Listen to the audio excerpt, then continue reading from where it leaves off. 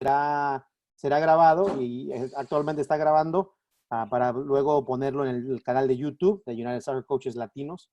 Ya parece que ya podemos ingresar, ya parece hay bastante personas ya ingresadas. Les recuerdo dos cosas simplemente con mucho respeto. Allá abajo en el chat obviamente pueden dejar preguntas. También pueden dejar preguntas en el Q&A. De repente Arnoldo las va a ir leyendo y con tiempo el profe nos va a ir contestando de acuerdo como vayamos recibiendo las preguntas. Nada más, Arnoldo, ¿alguna otra cosa antes de darle con el profesor? No, aquí esperando con mucho entusiasmo escuchar al profe y estamos anuentes para empezar, profe, cuando guste. Muy amable, muchas gracias. Bueno, ante todo, no está de más decirles, agradecerles por conectarse. Nosotros, los que estamos en el lado latinoamericano del espectro de entrenadores, tenemos mucho camino que recorrer. Y esta disertación está enfocada precisamente en eso, porque espero yo, después de mi presentación, que ustedes tengan una idea más clara del por qué el técnico latinoamericano en Estados Unidos no ha tenido todavía la relevancia que debería tener. Cuando Julio me preguntó para ser parte de esta gran idea, emprendimiento, de poder conectarnos los técnicos latinos, y obviamente el deseo de todos nosotros de progresar, de encontrar mejores maneras de poder llevar nuestro mensaje a los jugadores, a los asistentes, a diferentes personas que están a nuestro alrededor para poner sesiones de entrenamiento de primer nivel. Es decir, hablar de esquemas tácticos, hablar de ideas futbolistas, de filosofía futbolística. Yo tuve a bien, y con la venia, pues obviamente, de la USL, hablarles de otro tema, porque pienso que es un tema para nosotros los latinoamericanos, tanto los que estamos en Estados Unidos como los que están fuera de Estados Unidos, entender el por qué Estados Unidos es lo que es futbolísticamente. Quiero darles una cronología muy rápida de lo que ha sido el fútbol en 50 años.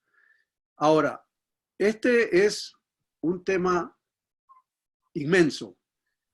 Cuando empiece yo a conversar de las diferentes ideas y de los diferentes aspectos que impactan al fútbol norteamericano, en cada uno de esos aspectos se podría hacer un simposio de 3 días.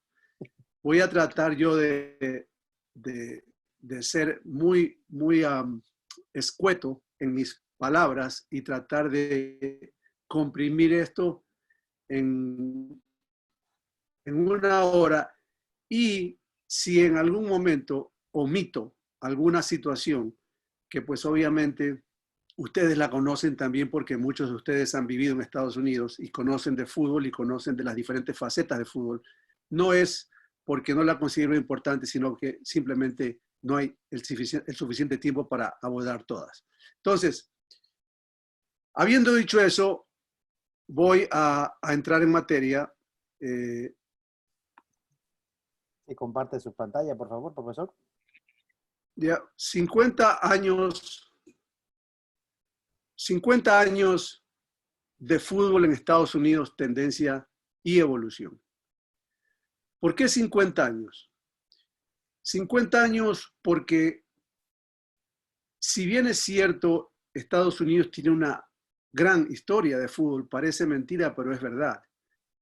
En los años 30, Estados Unidos fue tercero en el mundo, considerado tercero en el mundo, en el Mundial de Uruguay, en 1930. Le ganó a Paraguay y quedó dentro de la clasificación como tercero en el mundo. Ahora, Nosotros latinoamericanos querríamos que nuestras selecciones queden terceras en el mundo, sería un logro para muchas de nuestras selecciones. Sin embargo, nosotros no hemos llegado a obtener eso. Entonces, uno se da cuenta de que Estados Unidos empezó con pie derecho a comienzos de siglo el tema del fútbol, por obviamente el flujo migratorio de muchísimas personas, sobre todo de Europa, sobre todo de Europa en su totalidad, la mayoría de ellos norte de Europa, que llegaron a Estados Unidos en busca de una mejor vida. Y obviamente se establecieron y formaron equipos de fútbol y eventualmente cuando se escogieron equipos, muchos de ellos habían jugado fútbol y pues eran jugadores de fútbol. Pero la realidad sea dicha, no es hasta 1960 y unos años más, años menos, que Estados Unidos realmente se pone serio en el tema del fútbol. ¿Cómo se pone serio? Por primera vez en 1974-75, contrata a un entrenador a tiempo completo, Dietmar Kramer. Quiero que sepan de la importancia de este personaje en las tendencias futbolísticas de este país en los años venideros, Dietmar Kramer. Además, no solamente que Dietmar Kramer viene a Estados Unidos en el 74-75 para la selección nacional, sino que también viene a preparar lo que termina siendo el currículum de fútbol bajo una tendencia alemana en los años, décadas que vienen después de su inclusión en el mundo norteamericano.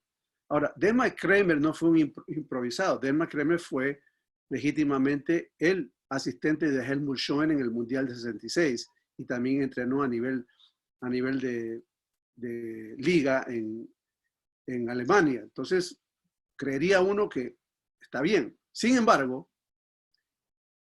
50 años de fútbol quiere decir la época de los 70. Esa es una época extraordinaria. Yo pienso, y después es mi opinión y es debatible, que es una de las grandes épocas, de las grandes décadas del fútbol en el mundo. Y en mi opinión, marca un antes y un después. Brasil en 1970 es, sin lugar a dudas, el mejor equipo del mundo. Fútbol, espectáculo, grandes jugadores. Realmente una manera de apreciar al fútbol diferente a lo que se había visto antes. En el Mundial de 74, Holanda pasa a ser el protagonista. Muchos de los jugadores holandeses de esa selección, Cruyff, Surbiel, Neskens, etcétera, etcétera, fueron jugadores que crecieron en las calles de Ámsterdam jugando fútbol. Y el genio de una persona como Rinus Michels fue quien los hizo añadir a esa riqueza técnica el dinamismo y la potencia. Entonces, esa idea holandesa era la gran revolución en ese momento, ¿no? Brasil, el toque corto, el juego bonito, the beautiful game. Ahora, la fuerza, pero también con un fútbol muy bien jugado, muy bien jugado. ¿Por qué no menciono a Alemania? Porque aun cuando Alemania quedó campeón en el 74, la realidad es que el protagonista fue Holanda. Alemania puso a Bertie Vogts en esa gran final del 74, si no lo han visto, es muy interesante desde el punto de vista técnico-táctico. Bertie Vogts contra Johan Cruyff. Johan Cruyff, considerado en aquella época el jugador más importante en el mundo. No quiero decir menos, más que Pelé, no. En esa época Johan Cruyff era una estrella. Y en ese mundial él brilló, y brilló pues con un destello extraordinario. Alemania se limitó a su organización, a su riqueza táctica, a su fuerza, a tratar de anular la parte creativa de lo que era Holanda. Entonces, Holanda, aun cuando perdió esa final, fue el protagonista. Y en el 78 lo reafirmó porque también jugó otra final contra Argentina. Pero esta vez Argentina tenía también a otro genio, César Luis Menotti, en el Mundial de 1978. Y él también pensó que al futbolista argentino de extraordinario nivel se le debía añadir una dosis de dinamismo, de movilidad, y lo consiguió. Y esa es una de las grandes finales también en el fútbol, Argentina contra Holanda. Entonces, de estos tres equipos, en mi opinión, vuelvo a repetir una vez más, modesta opinión, las grandes ideas del fútbol emanan de estos tres equipos, de Brasil 70, Holanda 74-78 y Argentina 78. Claro que podemos hablar de Arrigo Sacchi, podemos hablar de tantos entrenadores anteriores a esta época, pero esta es la época en la que yo crecí y en la que yo arribé a Estados Unidos, en la época del 70. Entonces, puedo hablar con conocimiento de causa acerca de esta década. ¿Por qué tendencias y evolución? 50 años de fútbol. ¿Por qué tendencias y evolución? Tendencias y evolución, ¿por qué? Porque una decisión hecha en 1974 envió directamente al fútbol norteamericano bajo una idea teutona, alemana, bajo una idea de fútbol que quería organización, quería disciplina táctica, quería buen fútbol. Ojo, no quiere decir mal fútbol, buen fútbol, pero una idea de fútbol muy a la europea y muy europea norte. Por eso es que lo he puesto tendencia europea. Ahora, esa tendencia hacia Europa, cuando uno piensa la decisión de la USSF de contratar a Delmar Kremer y no a César Luis Menotti, o no contratar a Tele Santana, o sea, o a Rinus Michels, marca una posición que luego, las décadas después, tiene mucha repercusión, y lo voy a demostrar cuando hablemos más de lo que hizo Delmar Kremer. Luego, la decisión actual de contratar a Greg Berhalter, el hermano de Jay Berhalter, como el técnico de la selección nacional de Estados Unidos, también marca una tendencia a lo europeo. ¿Por qué? Porque Greg creció, como lo dijo su hermano muy bien, viendo fútbol europeo, viendo fútbol italiano, jugando en ligas en su gran mayoría con una afluencia húngara, rusa, germania, húngara, o sea, en el noreste de Estados Unidos. Su realidad, su mundo es un mundo europeo. Él jugó en equipos europeos. Me refiero a Greg Berhalter. Entonces, esa decisión va a marcar muchas cosas en el futuro de Estados Unidos también. Entonces, por eso, 50 años de fútbol, tendencia y evolución. Voy a continuar diciéndoles que en esta disertación quiero hablar un poco de todo, del fútbol profesional, del fútbol amateur, del fútbol universitario y del fútbol juvenil. Porque todos aquellos que vivimos en este hermoso país de Estados Unidos, entendemos que estas 4 facetas del fútbol norteamericanos son increíblemente importantes y que forman un todo, y que no puede existir una sin la otra. Y que cualquier decisión que se haga a nivel juvenil eventualmente va a tener una repercusión más allá, más tarde, cuando el jugador crece a nivel profesional. Tal cual, cuando se hacen decisiones a nivel profesional, cuando se hacen decisiones acerca de la Development Academy, de cómo organizar el fútbol juvenil de parte de las grandes personas, de las grandes ideas, de las grandes mentes del fútbol norteamericano, eso afecta también al fútbol juvenil. Ahora, entre esos dos aspectos, digamos, lo profesional y lo juvenil, estamos también hablando del fútbol amateur y del fútbol universitario, porque son dos aspectos que forman parte del tapiz futbolístico de este país. No se puede ignorar al fútbol universitario. Es una parte importantísima del deporte en este país. Y es una parte importantísima del fútbol. Qué pena que por circunstancias ajenas a sus entrenadores no ha logrado tener la relevancia que debería tener. Y el amateurismo ha sido lo que ha mantenido las ligas semiprofesionales y amateurs, han sido lo que ha mantenido la belleza del fútbol en este país. En ausencia de ligas profesionales, siempre ha sido las ligas amateurs. Entonces, cuando aborde estos temas, voy a tratar de abordarlos desde estos 4 puntos de vista. No voy a tocar en todos ellos porque el tiempo, sinceramente, no me lo va a dar. Voy a escoger uno que otro y quizás al final ustedes me pueden hacer alguna pregunta si así lo deseen y trataré, pues, dentro de mi conocimiento del fútbol en este país de responderlas. En 1970, tendencia europea.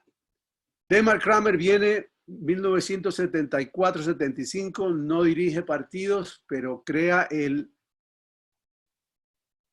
Manual de Instrucción de Fútbol para la USSF. Es decir, que en el 74 y en el 75, él ya es un entrenador a tiempo completo, monitoreando todo lo que se enseña a nivel de licencias de fútbol. Para conseguir un diploma USSF, diploma C, B o A, tienes que pasar por una didáctica, por una idea netamente teutona, netamente europea. Cuando yo conseguí mi diploma de USSF en Estados Unidos, Bob Gansler, un discípulo de Dietmar Kramer, fue quien me dio mi título. Cuando entrené en el Galaxy, Lothar Osiander, otro discípulo de Dietmar Kramer, alemán, fue el entrenador en propiedad. Entonces, lo que sucede es a nivel de federación, la USSF nos pone en una ruta teutona europea. Ahora, la NASL es la liga que realmente tiene relevancia. Aunque en el 68 empezó y feneció no realmente en el 82 porque también se jugó 83, 84, pero digamos que el auge de esta liga fue en esa época. Pero es en la época de los 70, en la década de los 70, cuando realmente el auge viene a esa liga con la llegada de grandes jugadores como Pelé. No fue el único.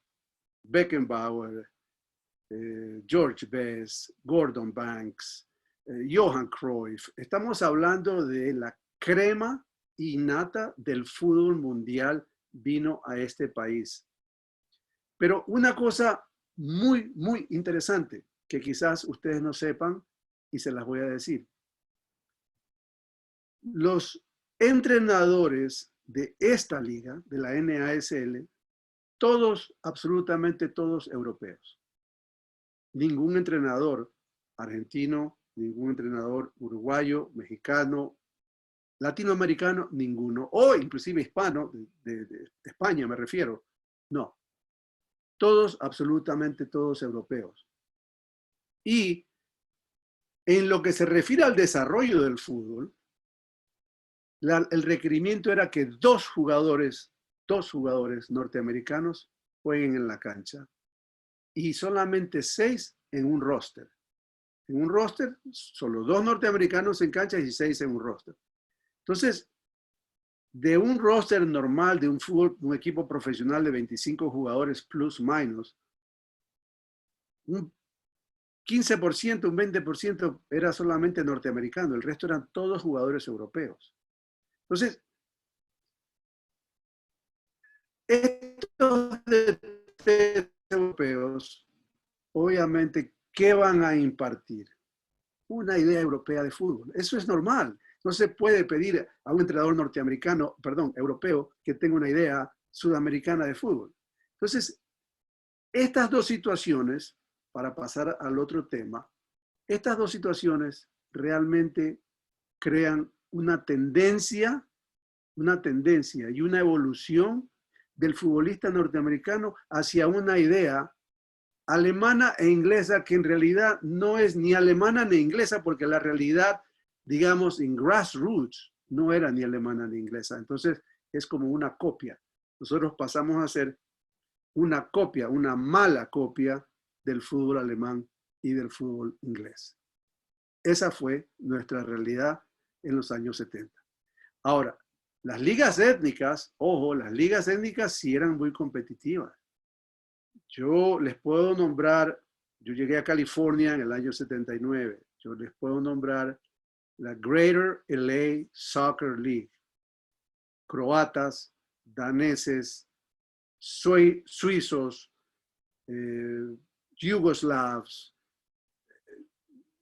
israelíes, mexicanos, todos competían. Esa era, pues, digamos, la liga más fuerte en la costa oeste. Y perdónenme si omito Kansas, Missouri. No es mi intención, pero no puedo hablar de todas ellas porque en realidad trabajé en los 2 polos, en Los Ángeles y en Nueva York, y me metí de lleno en el fútbol juvenil, amateur, universitario por el tema del draft y profesional en estos 2 polos, y por eso puedo hablar de los 2. Pero tanto en el oeste como en el este también. En el este, la liga, la que se llamaba German American Soccer League, la German American Soccer League, jugadores alemanes, ucranianos, rusos, jugadores húngaros, etcétera, etcétera. O sea, estábamos desarrollando también un fútbol y la realidad sea dicha, eso no ha cambiado hasta hoy. Es allí, en esas ligas étnicas, donde el inmigrante llega cuando quiere jugar fútbol. En cuanto al fútbol universitario, pues las reglas de fútbol totalmente antifútbol.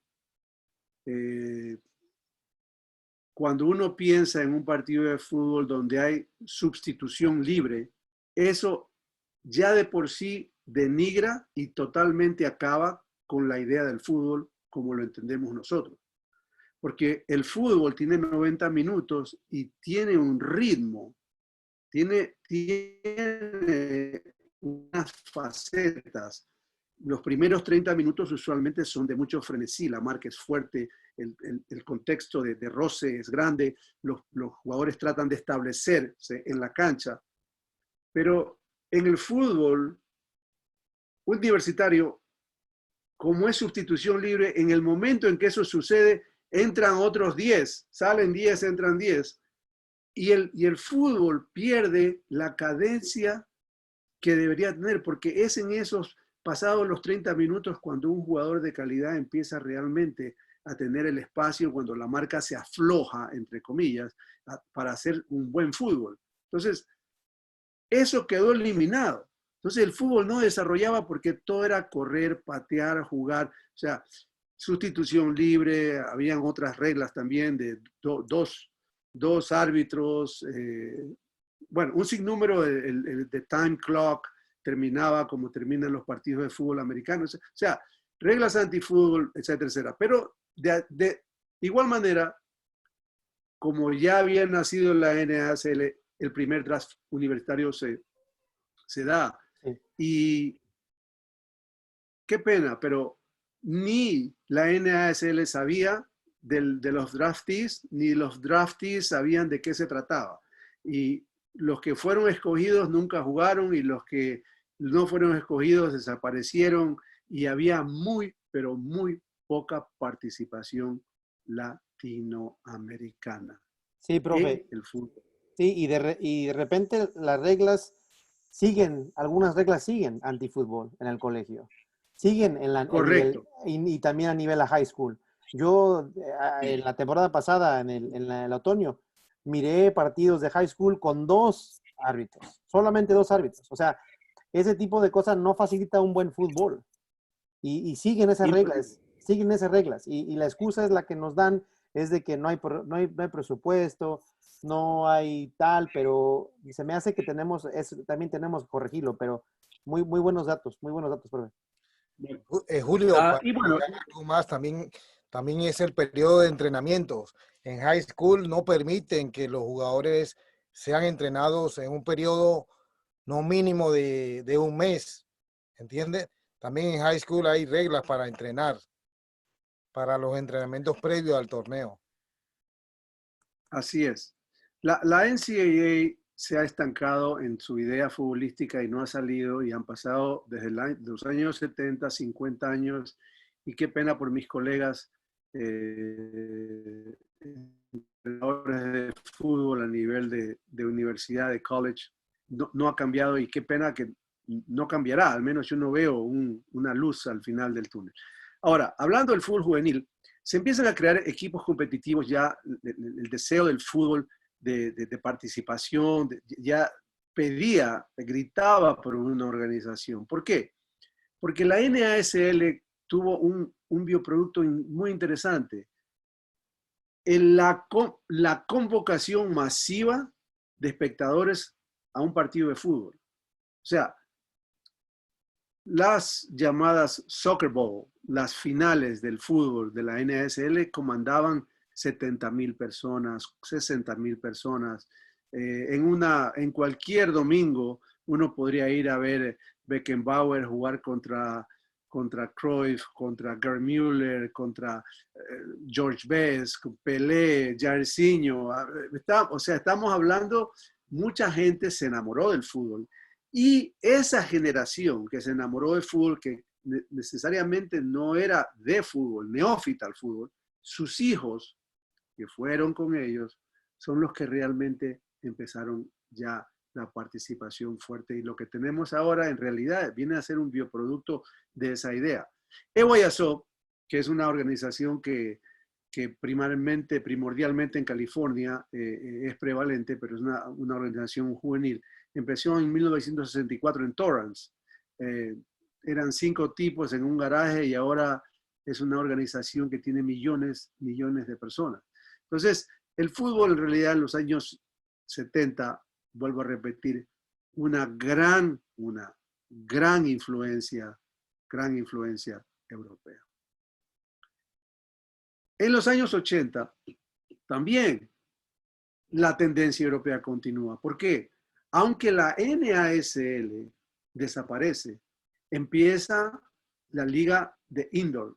Indoor no de fútbol sala, como lo entendemos, sino al estilo americano. Contra la pared, autopase, la pelota nunca sale, pegue en el vidrio y regresa.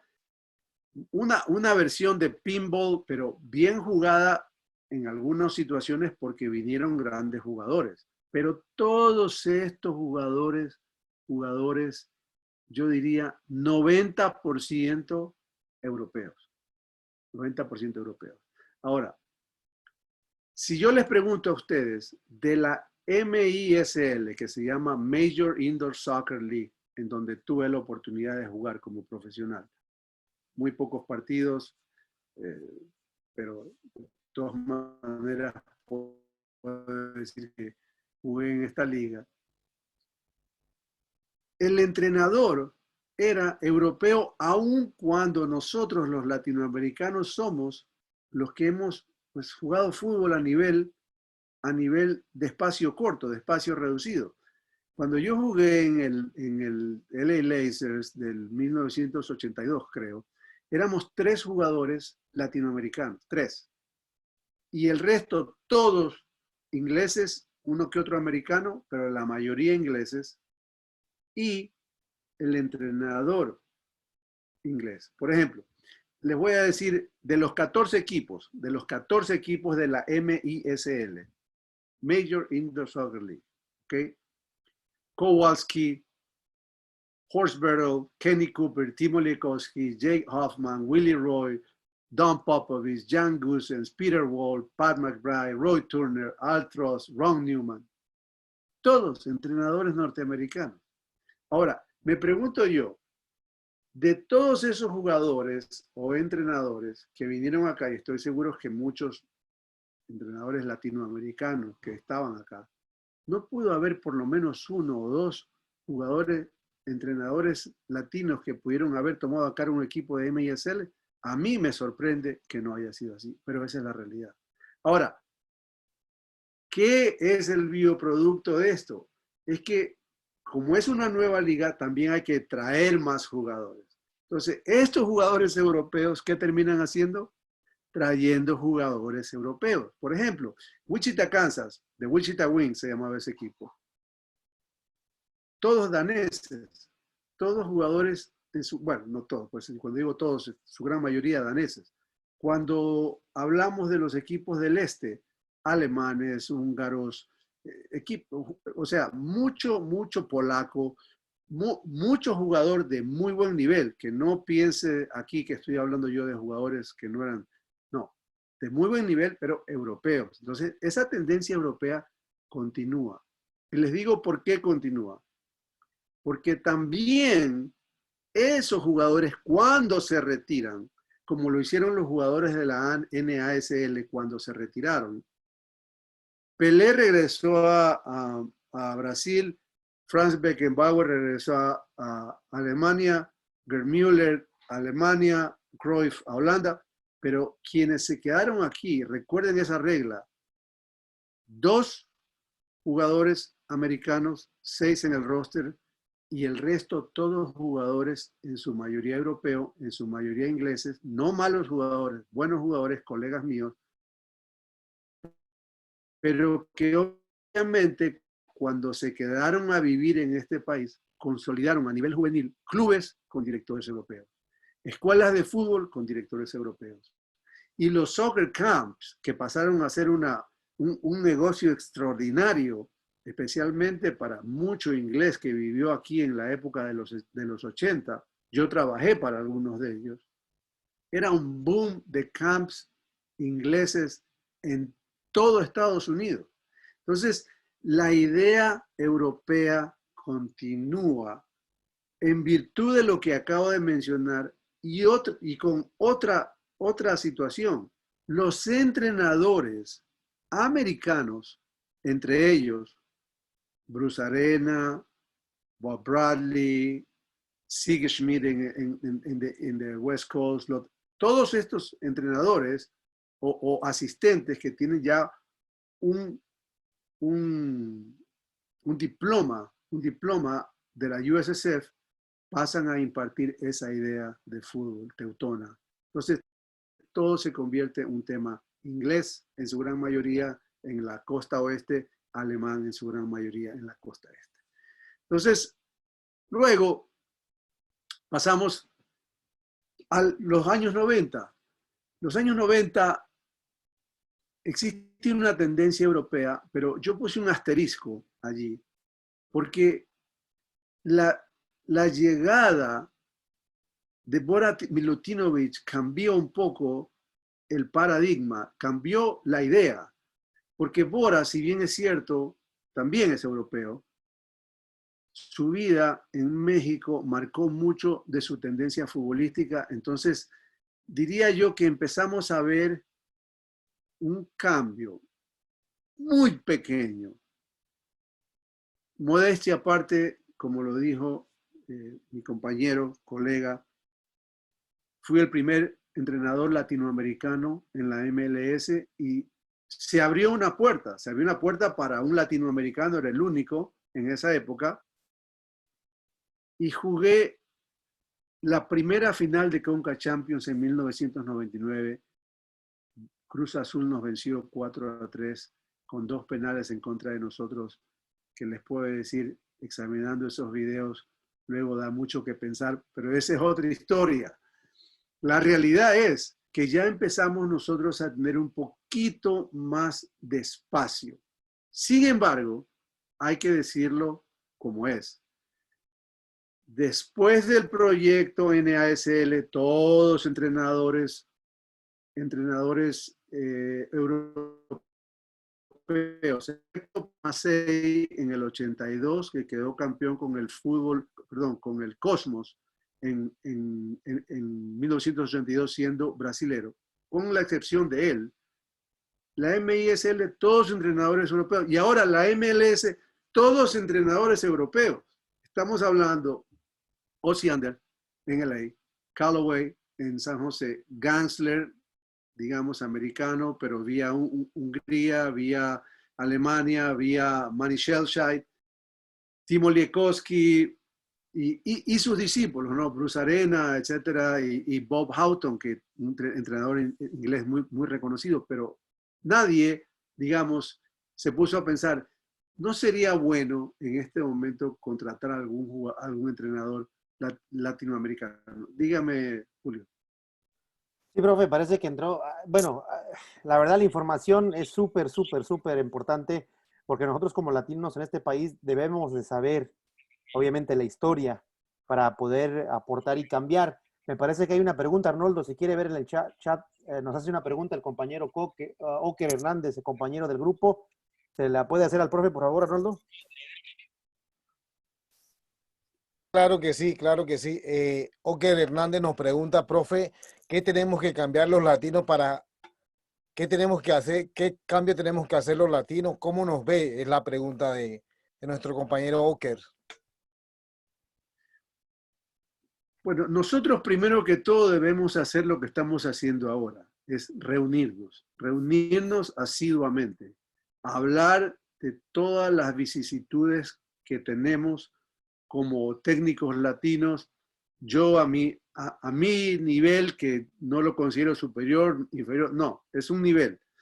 Hay otros a otro nivel, hay otros a otro nivel, pero todos tenemos alguna situación que es imperante. Y yo aquí pienso, para contestarte tu pregunta, que lo que debemos hacer es tener un consenso, una fuerza que solamente nos va a dar la unidad.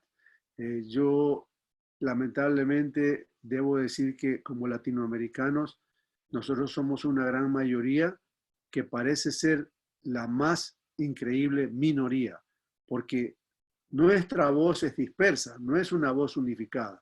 Entonces los esfuerzos de Julio son muy importantes, los esfuerzos de la USL, o sea, los esfuerzos de las personas que están tratando de unificar al entrenador latino es muy importante. Y de allí, pues obviamente también capacitarnos a todos para poder legítimamente decir, este técnico está a la altura de cualquier técnico de acá, ¿por qué ese técnico no es Claro. considerado? ¿No? Otro, Hasta que no lleguemos a eso, yo pienso que va a ser difícil para nosotros.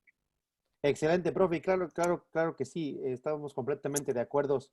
La unión, la verdad, es lo que siempre hablamos como grupo, de la unión de los latinos en este país para trabajar juntos, ¿verdad? De repente comentan que el peor enemigo del latino es otro latino, ¿verdad? Entonces tenemos que cambiar esa mentalidad.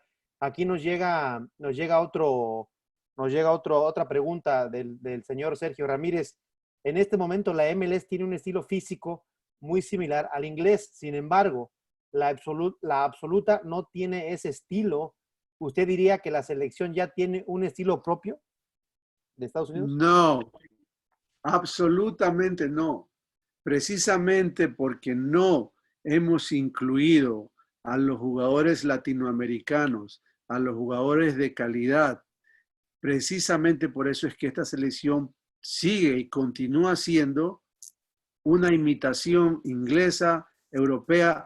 Ahora, les debo decir, pues mi experiencia en la MLS, no solamente al comienzo, pero cuando volví otra vez con Kansas City en el 2012, cada vez que, por ejemplo, Francia ganaba un mundial, la MLS permeaba de técnicos franceses. El francés es el que nos va a enseñar a jugar fútbol. Ganaba, o sea, tenía buena performance, digamos, de Holanda, técnico holandés es el que tenía que venir acá. O sea, estamos nosotros buscando fuera del país lo que nosotros tenemos aquí. Nosotros tenemos riqueza futbolística y tenemos riqueza intelectual desde el punto de vista de entrenadores. Lo que pasa es que no la buscan. La United States Soccer Federation ha hecho un esfuerzo para no buscarla. La última problemática de la USSF y la salida del presidente y posteriormente de Jay Berhalter ha sido realmente se han despejado muchas cosas, porque ya el tema de lo que es la etnicidad y la, digamos, la minimización, si existe esa palabra, minimizar al técnico latinoamericano, yo creo que va a dejar de ser prevalente como lo ha sido en estos años. Sí, adelante, profe, ya, muy bueno. Ahorita Bueno, quiero que cubra el material y la verdad hay muchos comentarios positivos y quiero hacérselo saber también. Por eso quiero que nos demuestre toda la información y ahorita comentamos más, pero muy excelente. Por supuesto.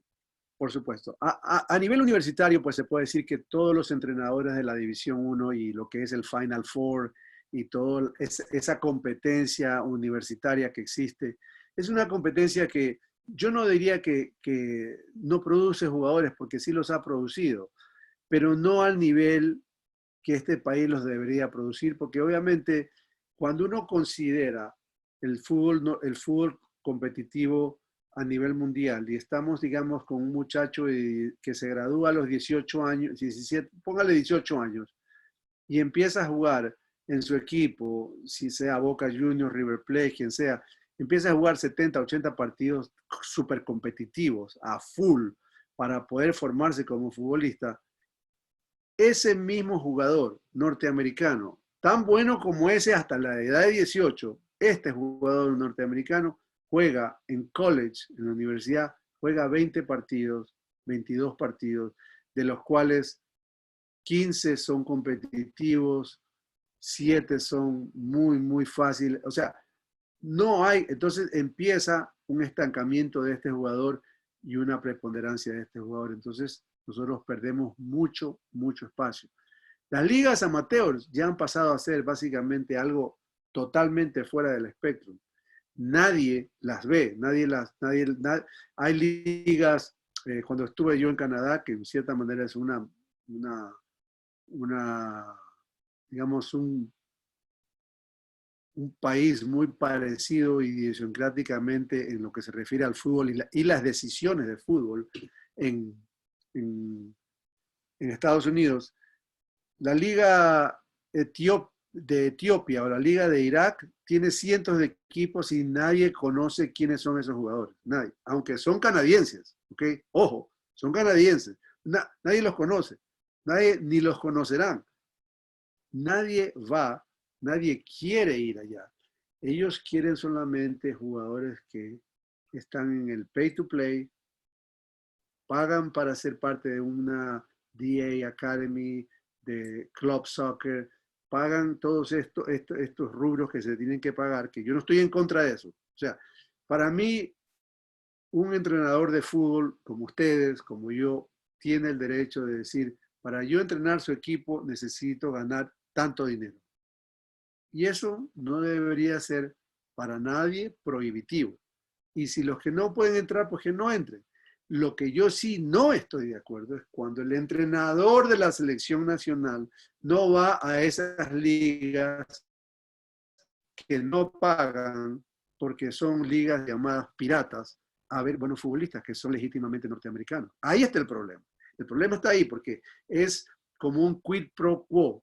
Nosotros, ligas organizadas de juveniles, los ponemos a ustedes como presidente, como secretario, etcétera, pero tienen que escoger de nuestro grupo. Esas ligas que no pagan, que no tienen seguro, no puedes coger de allá. Entonces, eso no puede existir en el fútbol, porque el fútbol es competencia de todo tipo. Pero bueno, los universitarios técnicos vienen a hacer un bioproducto de la idea de Dermot Kramer y todavía se aplica y aunque han existido unos cambios, de todas maneras no ha cambiado mucho.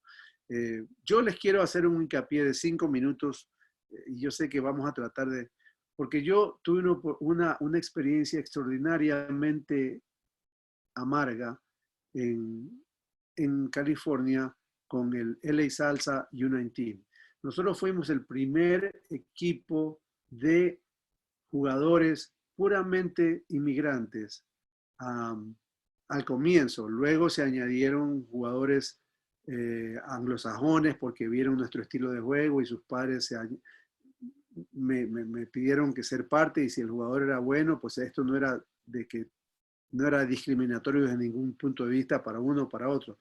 Terminamos teniendo un equipo donde los 4 starters eran anglosajones, el resto eran latinoamericanos y africanos. Pero ese equipo fue a la final de Macquarie Cup. Bueno, ese equipo casi no participa en nada porque la CYSA, California Youth Soccer Association, en nombre de su presidente, que no lo nombro porque en paz descanse, no está más con nosotros, nos prohibió ser partícipes de cualquier torneo hasta que hubo una revolución. Nosotros fuimos los primeros que creamos la llamada Superliga.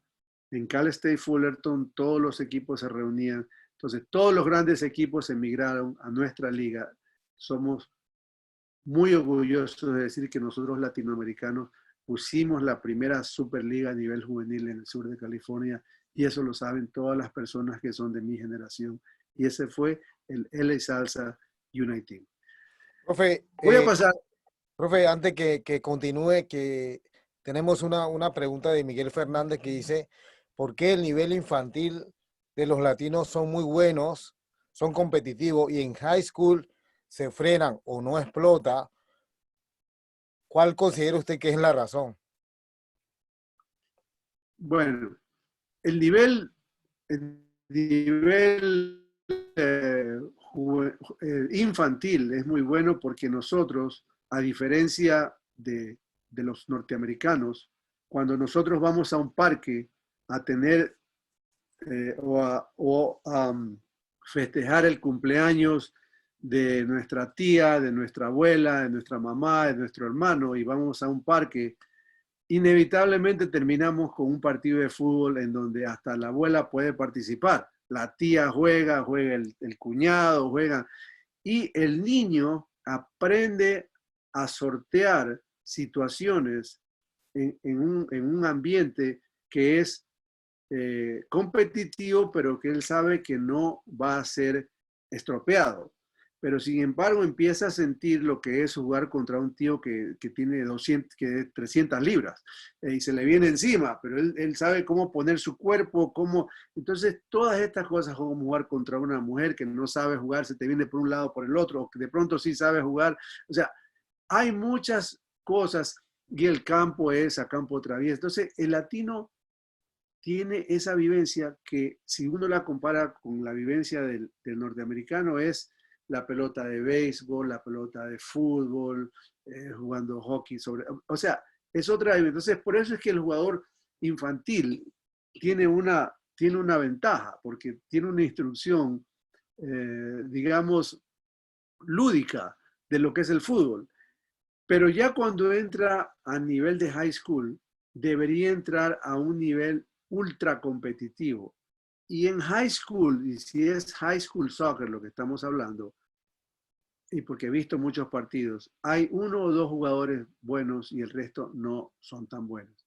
Entonces, en el fútbol existe una dinámica que estoy seguro muchos de ustedes la han vivido. Cuando el nivel de este jugador es alto y el nivel de este jugador no es tan alto, no el nivel del jugador menos alto sube. Usualmente el del más alto baja. Entonces, ese es un gran problema que nosotros debemos resolver como técnicos cuando tenemos esa situación enfrente de nosotros. Profe, para hacer un aporte más, también es que el fútbol en high school, el entrenador de high school quizás no es entrenador de fútbol o no jugó fútbol, sino que es un profesor de una materia curricular en la escuela, entonces no sabe de fútbol. Es el profesor de idioma el que toma el equipo. Y entonces, Totalmente. Y eso sucede no solamente a nivel de high school, eso sucede a nivel de college. El director of sports, sporting director, que se llama en college, cualquiera que sea, puede ser el entrenador de surfing, o puede ser el entrenador de atletismo o de gimnasia olímpica. O sea, y cuando le hablan de fútbol, no entiende la primera cosa. Aquellos que tienen la suerte de poder tener un sporting director, un director of sports en un college que entiende de fútbol, pues obviamente tiene una gran, inmensa ventaja. Pero en high school, tanto como en college, existe un estancamiento debido a lo que usted acaba de mencionar, sin lugar a dudas. Voy a pasar, porque ya estamos cerca al año 2000, realmente la MLS pierde un poquito de protagonismo. Y le digo por qué. Una decisión que mucha gente no pensó que fue muy buena fue la decisión de Sunil Gulati, el vicepresidente, entonces Deputy Commissioner de la liga, de traer a Echeverry, a Valderrama, a Mauricio Cienfuegos, a muchos jugadores de excelente nivel técnico a que sean partícipes de los equipos. Entonces, esa idea futbolística como que se mezcló con la fuerza del americano y se formó una especie de fútbol muy bueno. Pero cuando estos jugadores ya empezaron a retirarse, entonces no los reemplazaron con jugadores de la misma categoría, sino con jugadores un poco muy rudimentarios. Entonces, la MLS pierde protagonismo en términos de audiencia, ya no mucha gente está interesada, pero crece en términos de que hay gente que dice, bueno, este es un buen negocio, voy a poner una franquicia y pues en el 2009 entra una franquicia, en el 2008 entra otra franquicia, etc. La USISL, que es una liga que pues usualmente una liga para jugadores de universidad cuando no estén participando en universidad y para equipos también amateurs, se convierte en la USL. Eso es un paso importante porque la USL y la MLS entran en un tipo de partnership en donde se queda especificado que la MLS pasa a ser primera división y la USL segunda división.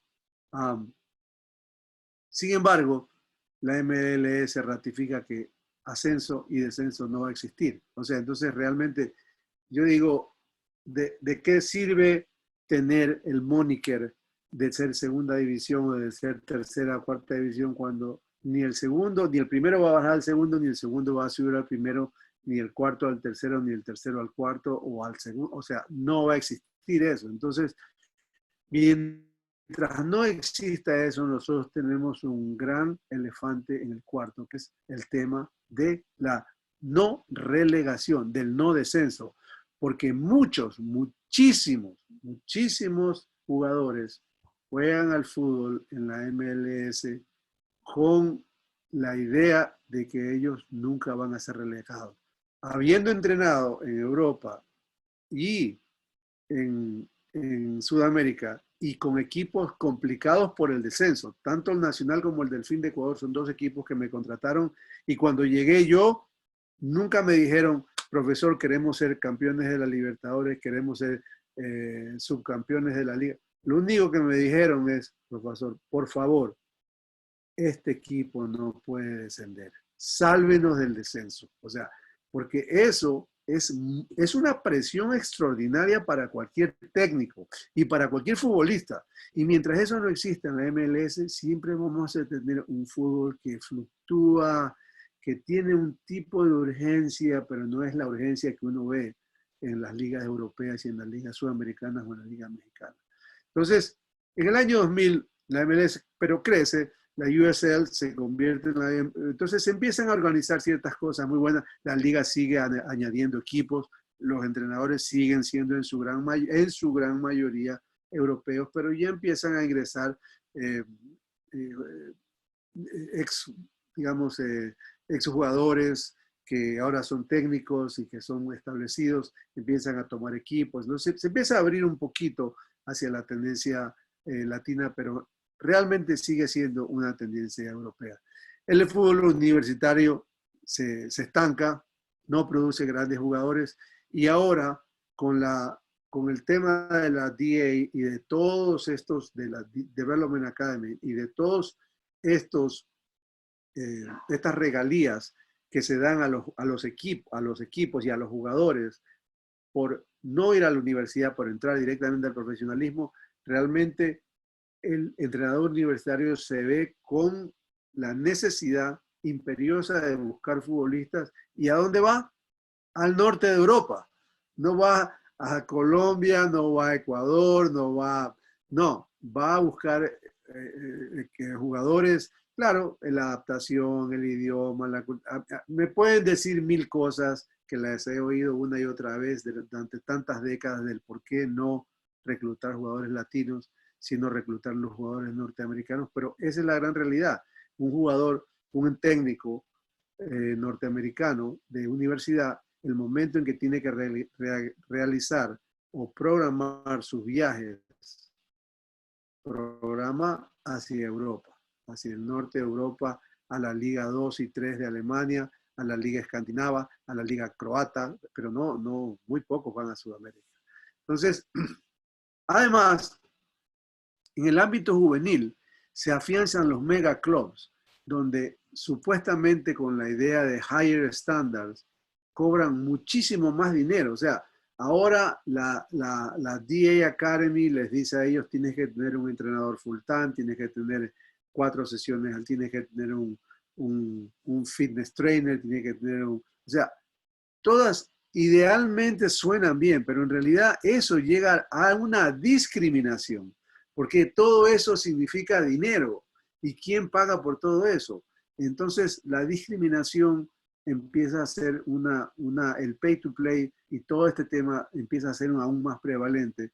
Y los mega clubs se afianzan, pero los otros clubes no surgen, aun cuando en esos clubes hay muchos mejores jugadores. Y les doy una anécdota también juvenil, en un momentito, 2 minutos. Yo fui director de los Mission Viejo Pateadores, en Mission Viejo, California, una liga, un club que todavía opera en el DA System. Ese equipo era un equipo mediocre hasta que yo fui a Santa Ana, California, que queda solamente a 10 minutos, y recluté para cada edad, sub 14, sub 16, sub 18, sub 20, recluté 3 y 4 jugadores latinos. Entonces, cuando le presenté la idea al director del club, me dijo, Octavio, pero esos chicos no tienen plata para pagar. Y le dije, sí, pero aquí estamos para ganar o sea, ¿cuál es la historia? Entonces, la respuesta que me dio a mí el presidente del club de los pateadores, a quien le agradezco sobremanera, y es una gran persona, y esto no es de ninguna manera un comentario denigrante, me dijo, Octavio, ese dinero sale de tu bolsillo. O sea, es decir, si yo agarro 4 chicos de Santana, mexicanos de pobres familias, y los incluyo, ese dinero que supuestamente pagarían otros chicos de mucho menos nivel, pero que sí tienen, pasa a ser dinero que yo perdí. Entonces yo le dije, no me importa, yo lo que quiero aquí es que esto sea buen fútbol y que aprendan los dos. Y terminó siendo un híbrido espectacular, como lo fue el LA Salsa, que fue un híbrido increíble. El jugador latinoamericano aprendió mucho, el jugador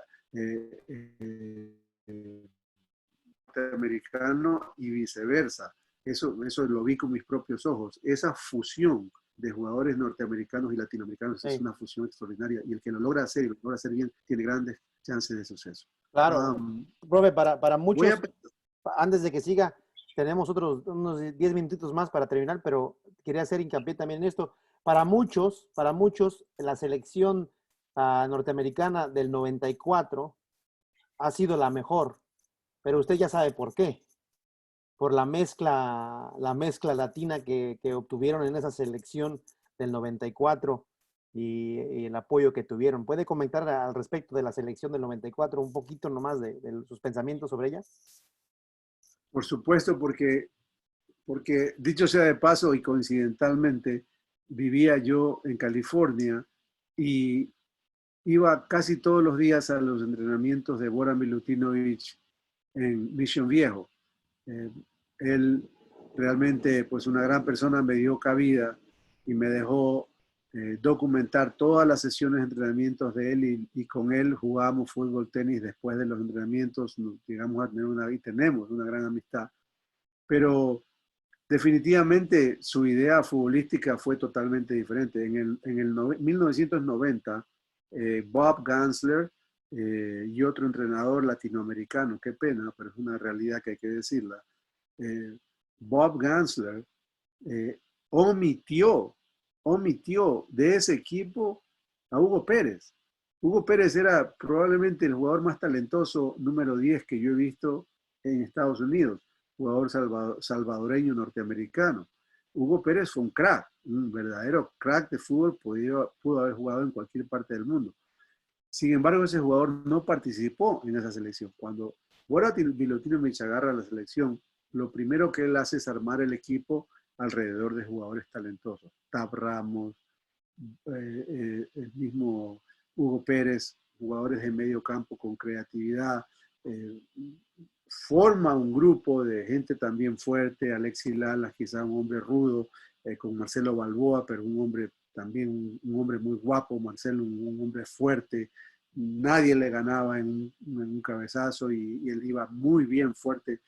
Entonces, esa combinación de la fuerza del futbolista norteamericano con esas gemas, esos brillantes o diamantes que tenía en sus manos, ese blend fue lo que llevó a esa selección, a esa gran selección a conseguir lo que consiguió. Obviamente quedó al último fuera del Mundial, pero logró grandes resultados y pues ha tenido una de las mejores representantes. En el año 2000, pues ya digamos que se consolida y crece la liga. Todavía, cuando digo hay una tendencia mixta, porque ya empezamos a ver a Oscar Pareja, empezamos a ver a otros entrenadores, Gio Savarese. Estamos ya en un mundo en donde estos jugadores empiezan ya a tener más cabida. Aparte de eso, hoy por hoy, digamos, estamos hablando del 2020, hay 5 entrenadores latinoamericanos, 2 argentinos, un uruguayo, un venezolano y un colombiano. Pero el resto siguen siendo entrenadores europeos. Y lo que sí ha sido muy bueno desde el punto de vista de futbolistas es que se ha vuelto una vez más a cómo se empezó, que es a los jugadores creativos de medio campo traer jugadores sudamericanos y a los que corren y a los que hacen, pues obviamente, otro tipo de responsabilidades dentro de la cancha, es mixto y por eso digo que en los 2010, esta década ha sido una tendencia mixta, donde ya se ha empezado a incluir más al jugador y al entrenador latinoamericano. Vuelve a ser la USL y la NASL se disputan en la segunda división. Al final la USL gana esa batalla, pero no hay ascenso ni descenso. Entonces, en realidad, ¿qué realmente significa eso? No sé. Pero hay un tema que sí es muy doloroso. Que a estas alturas, después de 25 años de fútbol, la selección nacional de Estados Unidos, con Bradley como capitán, pierde contra TNT y queda fuera de la Copa Mundial. Eso para mí es una aberración. Es una aberración futbolística desde todo de todo punto de vista y en todo sentido.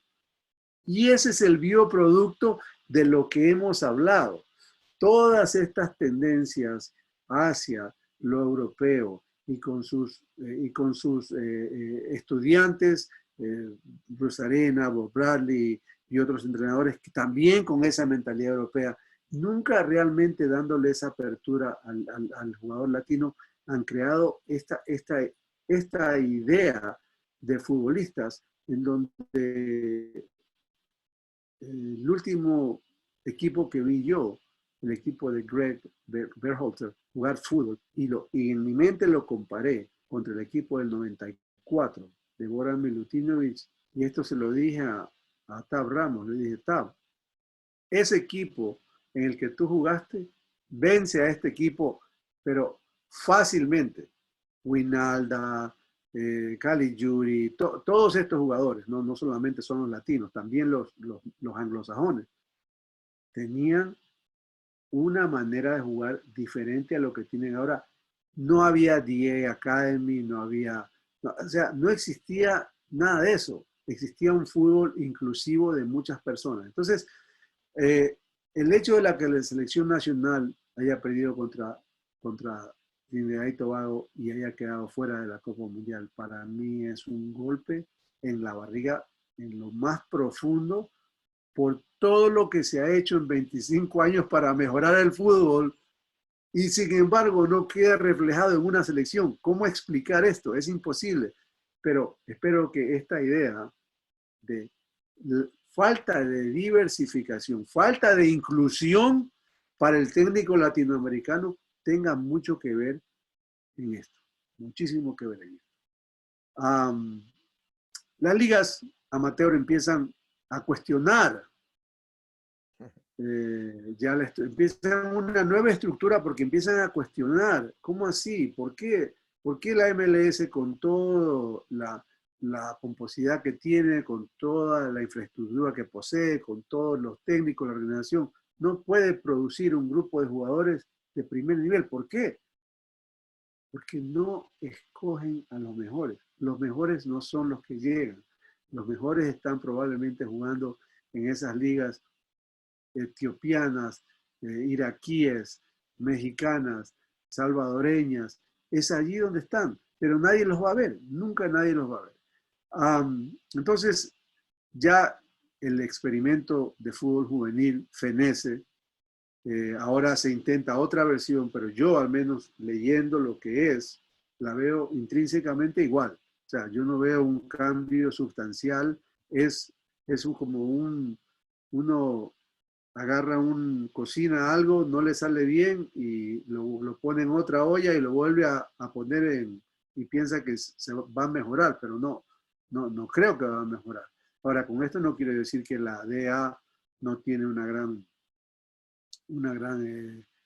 oportunidad de reivindicarse en esta forma y que se hayan aprendido lecciones, pero la realidad es que no. Profe, disculpe la interrupción, es que tenemos dos preguntas de dos compañeros.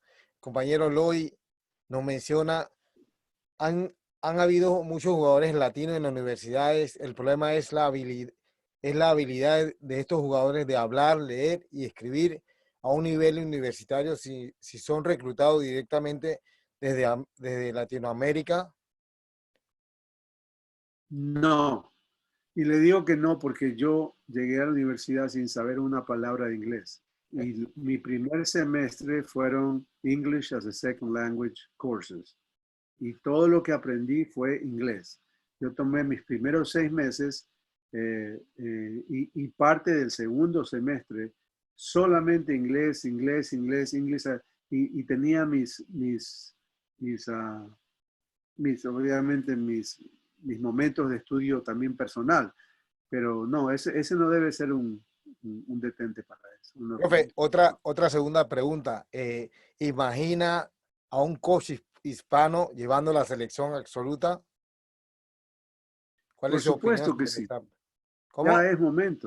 Ya es momento de que eso suceda. Ya es momento de que todo cambie. Es momento de que Estamos hablando 50 años, o sea, lo que yo les he estado hablando, espero que he llegado yo a poner en cabeza de ustedes la idea de que esto ya llegó a su curso, o sea, ya tuvo su vivencia, son 50 años donde nosotros realmente hemos participado muy poco. Es hora de que nosotros participemos, es hora de que tengamos otra idea futbolística que sea la que tome a cargo la selección nacional, las selecciones nacionales. Tab Ramos tomó a la selección nacional, hizo una gran labor, pero nunca fue considerado como técnico para el primer equipo.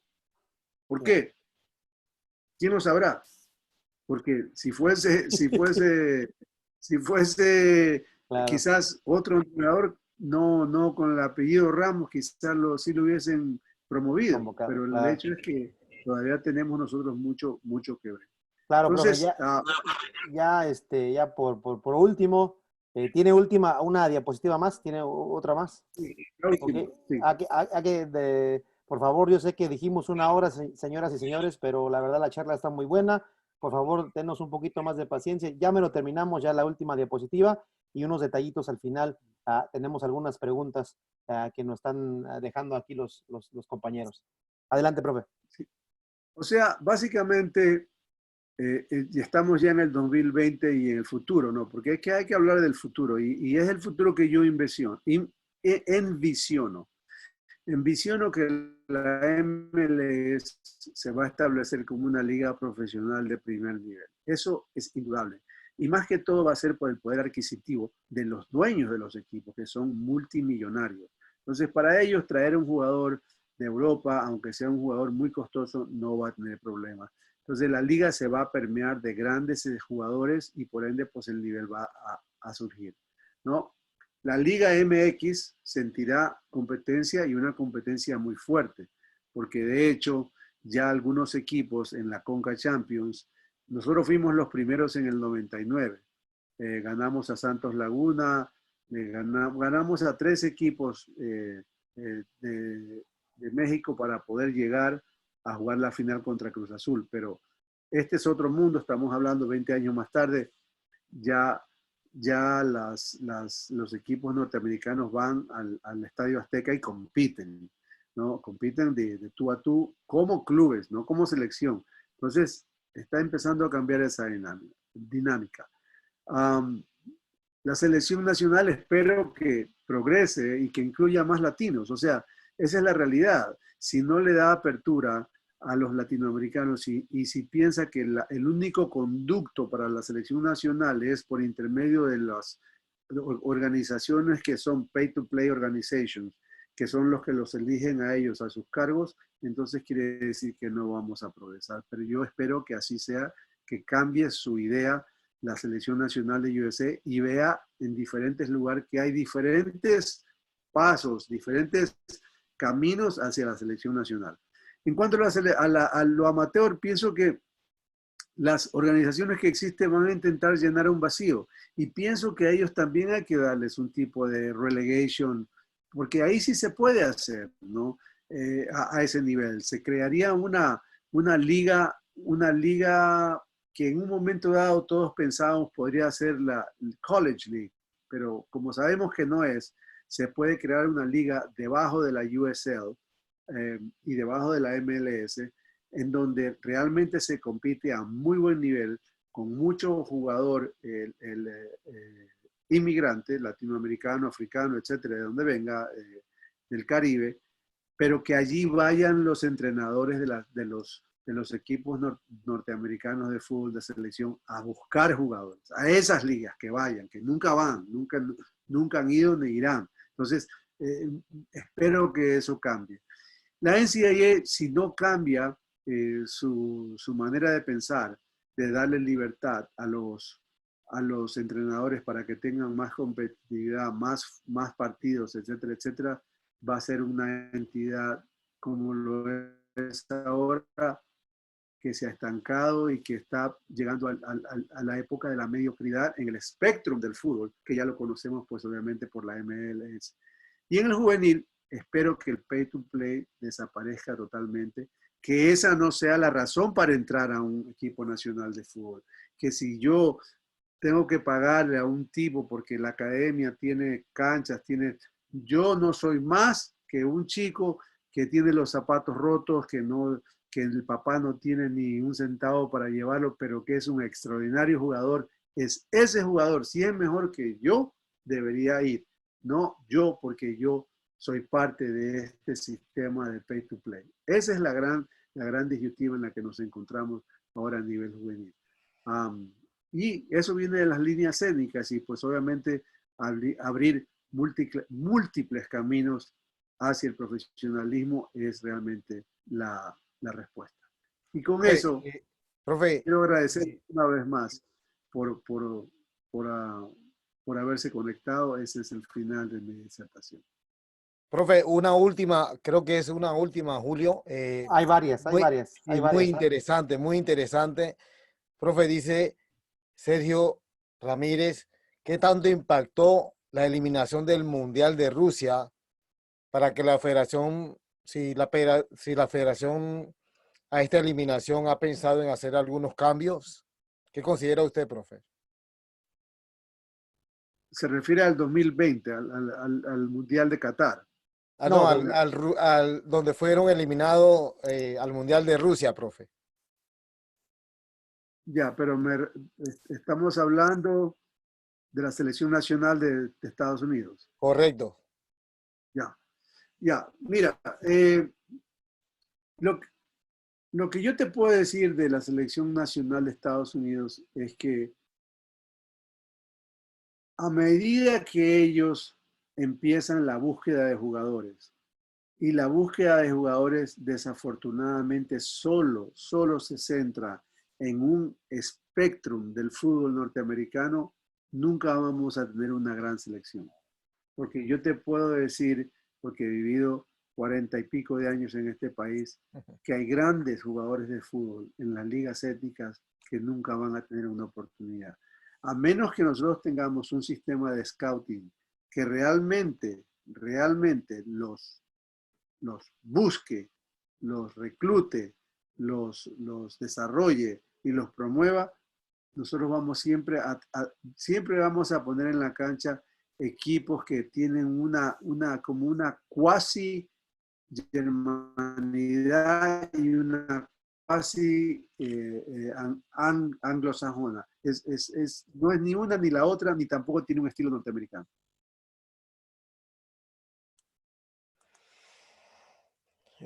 por ahí entrando otra, Arnoldo, por ahí entra otra pregunta, por ahí. Ya por Correcto, último, profe. Hay otra pregunta que dice, ¿qué le parece, profe, para llegar a tener una identidad propia, el trabajo arrancar desde las bases? O sea, el fútbol formativo.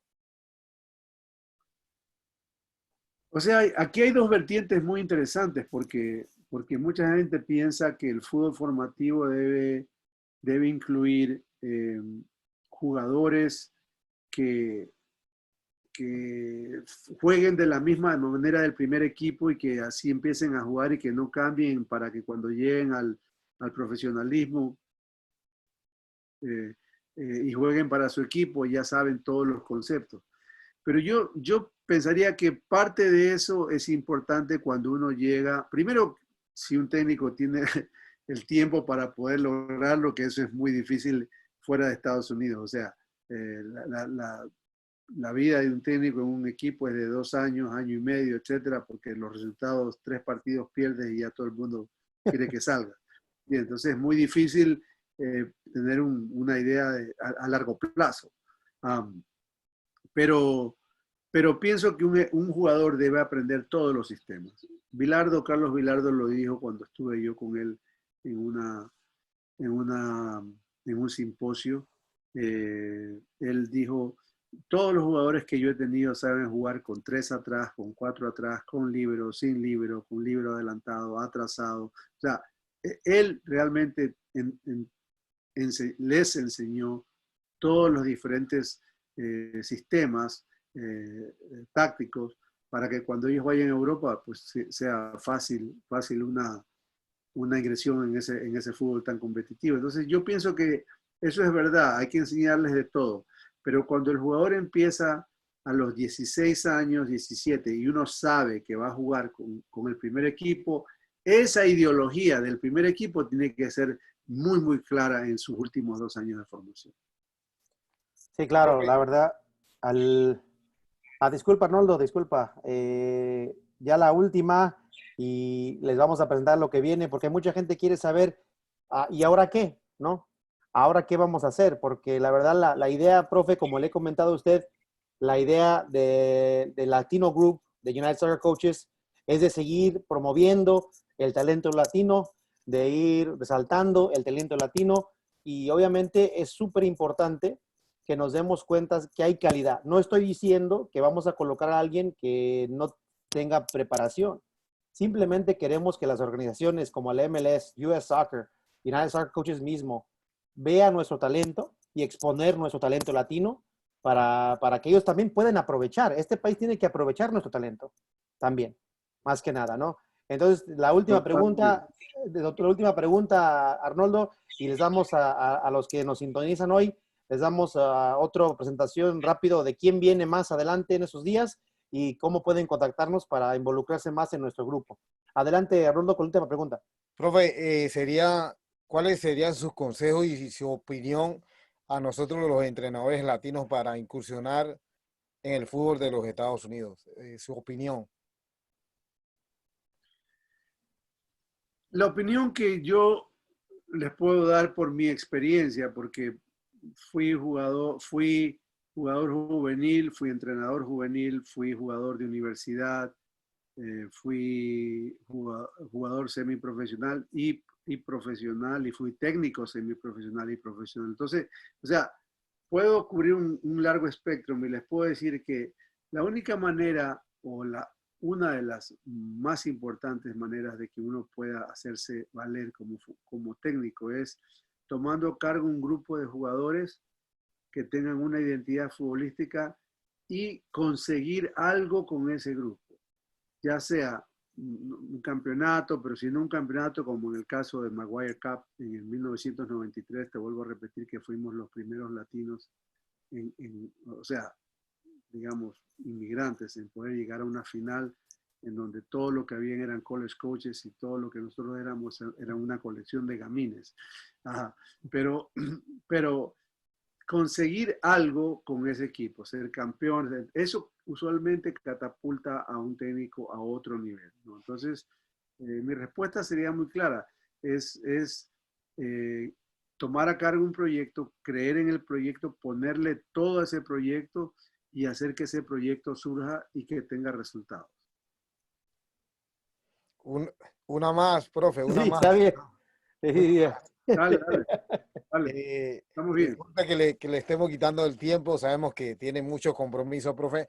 ¿Cómo ve usted la No, evolución no, del fútbol femenino de los Estados Unidos en comparación con la evolución de Inglaterra, Francia, España, Japón y Brasil sobre el fútbol el femenino? fútbol femenino. Mira, sinceramente no sé mucho del fútbol femenino y para mí sería muy difícil opinar acerca de ese tema, porque no es un tema que yo uh, lo manejo o lo he estudiado con profundidad. Entonces, yo pienso que el fútbol femenino en Estados Unidos tuvo preponderancia por muchísimos años porque muchas chicas desde muy jóvenes aspiraban a una beca internacional y por ende, pues obviamente participaban y de hecho así lo hicieron y se formaron grandes equipos porque en ese caso sí la universidad, el high school pasó a ser como una liga de desarrollo, no como los varones, que no era o no puede ser. En el caso de las mujeres sí llegó a ser. Pero lo que ha pasado es lo que pasa en todo el mundo. Otros países se han puesto también en el mismo tema y ya no es tan fácil. O sea, ahora a Estados Unidos le toca luchar contra equipos que antes no le daban importancia al fútbol juvenil femenino y ahora sí se lo dan. Entonces, yo lo único que te puedo decir es que aquí hay de todo, aquí hay una gran infraestructura y ¿por qué no la misma falencia que pueda tener un equipo eh, digamos, femenino, la puede tener un equipo masculino. Sin embargo, yo me doy cuenta que el equipo femenino de Estados Unidos es uno de los mejores del mundo. Entonces, hay que mantener siempre lo que es bueno y tratar de mejorar en lo que no es tan bueno. Yeah. Y la verdad, con eso vamos a transicionar. La verdad, la gente que nos ha acompañado se ha mantenido ahí y la verdad, agradecido con usted, profe, agradecido con todos los, pero justo tenemos a dos técnicas, profesoras que van a hablar también en nuestra serie de Latin Coaches, Latino Coaches Group, de United Soccer Coaches. Tenemos a Eloisa Borreguero, que es nuestra miembro. Ella está actualmente en la WPSL con el equipo Albion San Diego, Albion Soccer Club, y también la compañera Vanessa Martínez, que es mexicana, es paisana, y ellas vienen también más adelante.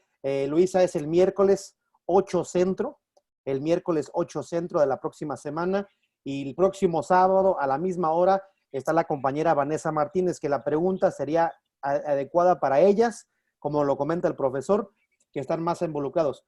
¿Cómo nos pueden seguir aquí en las redes sociales? Estamos en las redes sociales de Facebook, Instagram, Twitter, como @Latino Coaches, @Latino Coaches. Y también cualquier información, cualquier feedback, aquí está el grupo. Si quieres ser parte del grupo, Arnoldo ya es parte del grupo. Hemos invitado también al profe Zambrano también, si puede unirse también al grupo y de repente planificar en el Congreso, si Dios quiere y todo pase, como debe de pasar en esta situación que estamos pasando de COVID. Ojalá y Dios nos permita unirnos en California en el Congreso 2021, pero de repente aquí está el correo electrónico donde nos puede contactar, obviamente en las redes sociales, todas las redes sociales @Latino Coaches, y ahorita en United Soccer Coaches estamos ofreciendo, profe, 30 días gratis de capacitaciones. O sea, Arnoldo, usted puede hablar sobre el tema que usted ha aprovechado. La membresía ya se hizo miembro oficial, pero también aprovechó las capacitaciones. Usted puede comentar también de las capacitaciones, Arnoldo. Adelante. Claro que sí. Una vez aprovecha los 30 días gratis, es merecedor de prácticamente 15 cursos donde lo toma y lógicamente con mayor conocimiento en el 11 contra 11, aspecto defensivo del fútbol, aspecto ofensivo, de parte psicológico también. Hay 14 cursos de los cuales al capacitarte tienes acceso y lo puedes imprimir en tu casa. Aprovechando este tiempo de estar en casa, qué mejor que capacitarse con Latino Coaches. Claro, claro que sí. Y la verdad, mil gracias, profesor. Profesor Zambrano, profesor Muy Arnoldo. amable. Profe, muchas gracias.